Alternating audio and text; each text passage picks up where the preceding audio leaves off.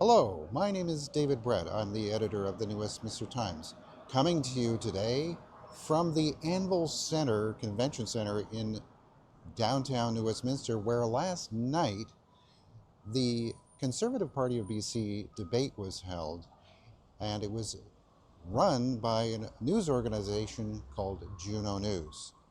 This news organization has been smeared horrendously by the Premier of this province, David Eby. He called Juno News a white supremacist organization. Yeah, I've heard about the debate. I guess I would say that I'm incredibly disappointed that the Conservatives have chosen to hold a debate with a far right-wing news outlet that promotes white supremacy, white supremacist views. I'll take a moment to recognize that Caroline Elliott has opted out of this debate. I think that's the right decision. And I hope that the Conservatives as a whole will commit to, if Ms. Elliott is elected, to no longer advertising on this platform. It's surprising and disturbing to me that they are using their money to prop up this news outlet that platforms far-right views, including that there should be a mass deportation of Canadians and other incredibly offensive and bizarre viewpoints. They should not be supported by any leadership candidates for political parties in British Columbia. And I hope that Ms. Elliott is able to take a firm stand on this and say that if she is elected leader, that they will no longer advertise on this reprehensible platform. Now, it's one thing to come after this news organization, which might land him in court for defamation, but by extension, Mr. Eby has smeared the hundreds of people who went into this theater last night, all of the candidates, all of the journalists who were there, and by association implied they're also white supremacists. Well, this deserves a response. And by way of response, I think I should remind the Premier of this province to do some studying of history, because a little bit of research into history will reveal that his party, the New Democratic Party of Canada, is itself deeply rooted in what he would describe as white supremacy. And not only that, immigration restriction based on race. Oh, well, what proof do you have of that?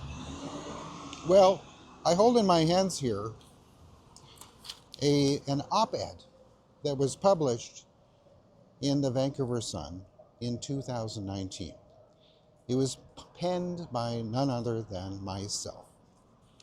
And what was it about? It was pushback on the notion that everyone who's not on the left is white supremacist and racist and bigoted. So, this is what it was about.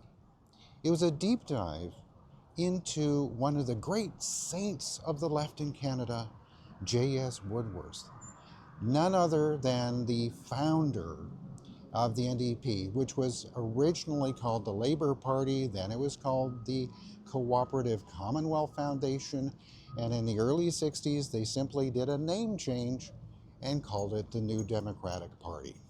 So, who is this Woodsworth character?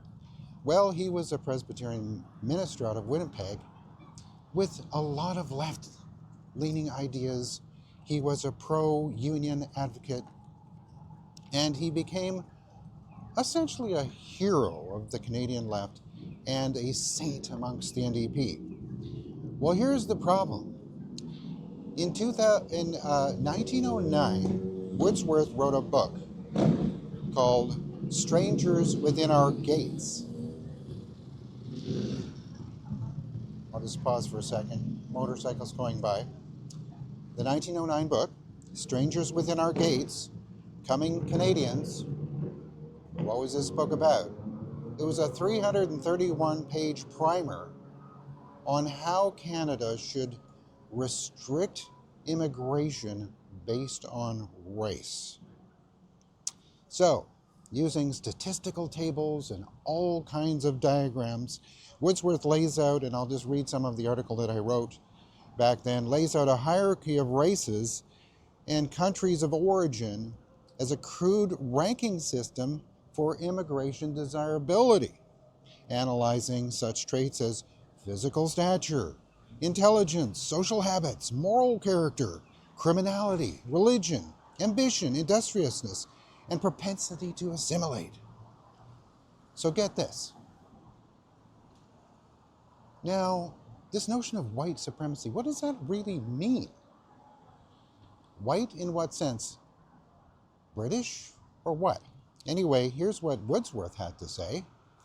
Like, who is the most desirable to bring into Canada? He said, and I quote from his book, "We need more of our own blood to assist us to maintain in Canada our British traditions and to mold the incoming armies of foreigners into loyal British subjects." This is the founder of the NDP. So, but he didn't like the British poor. He didn't want the poor to come in. He accused the British government of dumping what he called paupers into Canada. He didn't want them. He just wanted the wealthy ones. So Indigenous people, not a good look for the NDP. Woodsworth, he advocates education, in particular residential schools, and says assimilation is the only hope for these quote-unquote savages. And I quote Woodsworth again, he says, "Many are devout Christians, leading exemplary lives, but there are still 10,202 Indians," note his precision in the numbers, "in our dominion, as grossly pagan as their ancestors, or still more wretched, half-civilized, only to be debauched." So, he says, he kind of gloats that there's no Negro problem in Canada. And then he swerves into blatant anti-Semitism. He says, of the Jews, Woodsworth marvels, quote, "They are not strong physically, but the death rate among them is low." And he says, and then this horrible trope about Jews, he says, "It's a far cry from the Jewish peddlers or sweatshop tailors to the money barons who control the world's finances, yet the same keen business instincts are common to both." Now, if that wasn't bad enough, Woodsworth advocated for the absolute 100% exclusion of all Orientals. Now, he lumped into the Oriental class South Asians, Chinese, and Japanese. He says they should be vigorously excluded. Orientals, he says, are essentially non-assimilable elements that are, quote, "clearly detrimental to our highest national development." And he says it was when the Japanese and Hindus started pouring into British Columbia that the trouble arose. Now, before you start thinking that this was just a rambling man in 1909, oh, that was a long time ago. Well, Woodsworth became a member of Parliament, and he was a hero to the labor movement, particularly in Winnipeg. And it's well known, historical scholars will confirm, that the labor movement was the primary agitator towards the instantiation of the Chinese Exclusion Act of 1923. They fought vigorously, tooth and nail. There's so many books that have been written about it. The labor was concerned that there would be Asian hordes that would pour across Canada and displace white workers. The white-only British Columbia movement was a labor movement. It was about white workers. They saw Asian workers as inferior human beings to them, who could live in conditions that were not, up to their superior standards. So this is what Eby is railing about. He's saying, oh, well, Juno News is out there saying that, or platforming people who are talking about mass deportations, or somehow people who have a problem with the immigration system or critics of immigration. Well, that's what the NDP was rooted and grounded in, and it continued on. The CCF formed in 1932, became the NDP, and the other great disciple of Woodsworth was Tommy Douglas, one of the world's great eugenicists, who advocated for sterilization of people who were unfit, morally inferior, women who he considered to be not really of proper breeding. He talked in these terms: breeding. Who should breed, who shouldn't breed. This is supposedly the greatest Canadian. Well, let's bring it up to today. In this building is the New Westminster Museum. They have an exhibit. I highly encourage you to look at it. It's called Solidarity Forever. It is a very positive, warm and fuzzy outlook on the labor movement in New Westminster. And guess what? It's wall-to-wall white people. The labor movement, which is basically the same as the NDP. We have to understand the labor, unionized labor, and the NDP are the same thing.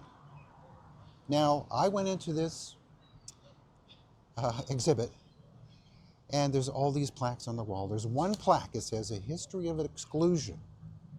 They actually acknowledge it, but it's very, very watered down. And I spoke to one of the curators. I said, hey, this acknowledgement of the exclusion is kind of soft pedaling it, don't you think? And she totally agreed. The legacy of blatant racism within the NDP and its union backers is not in dispute. It's just nobody seems to talk about it. Nobody wants to talk about it. So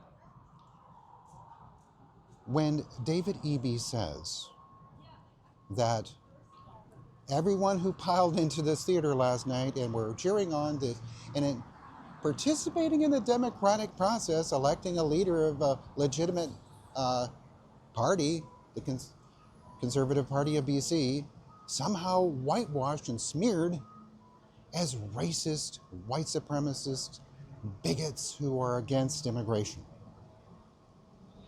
Well, it's a case of projection, I think. Now, this problem is, I cannot emphasize the amount of research and studies that have been done on this that have been buried.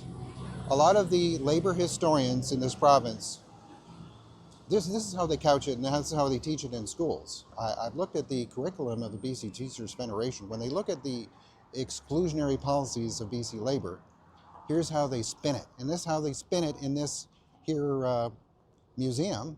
They say, oh, well, the capitalists didn't want to pay the workers their fair share, so they hired these scabs, basically. They labeled all of the Chinese people in Canada as scabs who were stealing their work. It's the old cheap labor. That's what the NDP is built on, is opposing quote-unquote cheap labor performed by immigrants. That's what it's all about. So, for the folks at Juno News, this is just the latest in an NDP insane allegation, this constant barrage of the label of bigotry and racism and extremism. It's all just made up. So this article was published, and I came up with this idea when The statue of Judge Begbie was removed from the courthouse in front of in New Westminster. And oh boy, it was just the leftist woke councillors in this town and politicians were just having a field day, labeling the this. Well, look at him. He's white. Oh, and he's old, and he's a symbol of power. Well, there you go. You have this symbol of systemic oppression. So this is all just part of the critical race theory that has been discussed endlessly in the province. But I would say, David Eby, while you're in Victoria, go over to the University of Victoria.